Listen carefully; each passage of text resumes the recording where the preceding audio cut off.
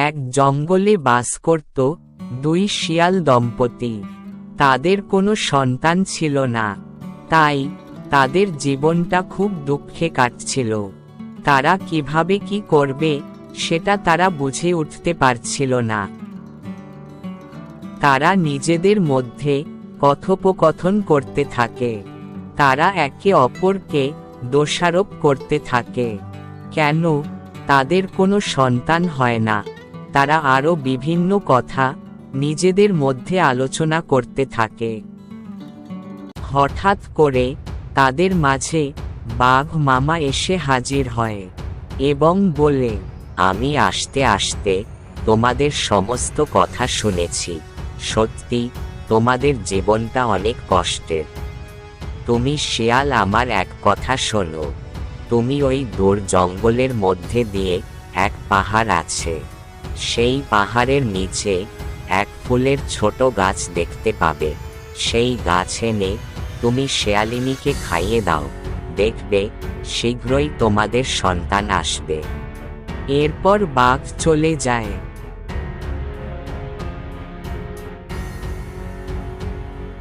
এরপর শিয়াল শিয়ালিনীর সাথে পরামর্শ নেয়।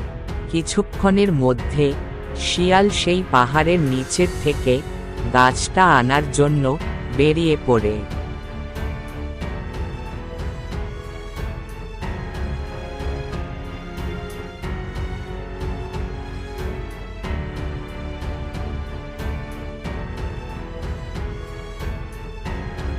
শিয়াল যেতে যেতে একসময় সেই পাহাড়ের কাছে চলে যায়।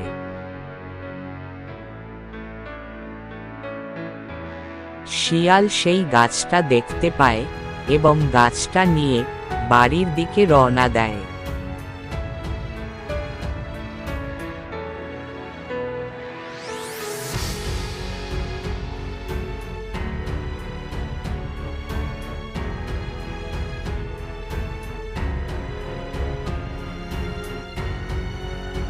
কয়েক মাস পর তাদের ঘরে ছোট্ট ফুটফুটে এক শিয়াল মেয়ে জন্ম নেয় এবং সেটাতে শিয়াল এবং শেয়ালিনী খুব খুশি হয়।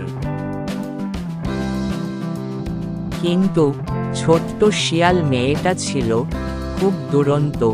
সে তার বাবা মাকে জঙ্গলে ঘুরতে যাওয়ার কথা বলে সে জঙ্গলের উদ্দেশ্যে বেরিয়ে পড়ে।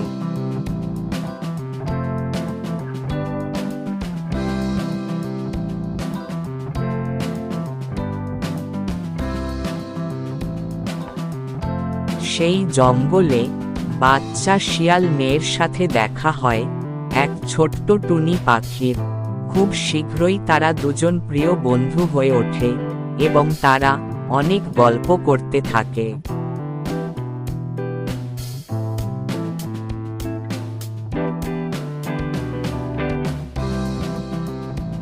কিছুদিন পর ঘটে এক ভয়ঙ্কর ঘটনা।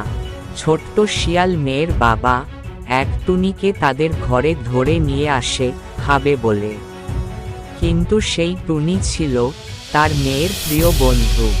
সেই টুনিকে দেখে ছোট্ট শিয়াল মেয়ে চমকে যায় এবং শীঘ্রই তাকে ছেড়ে দিতে বলে। মেয়ের কথা শুনে শিয়াল টুনিকে ছেড়ে দেয়। এরপর ছোট্ট টুনি তার বন্ধুকে তার জীবন বাঁচানোর জন্য অসংখ্য ধন্যবাদ দিয়ে সেখান থেকে চলে যায়।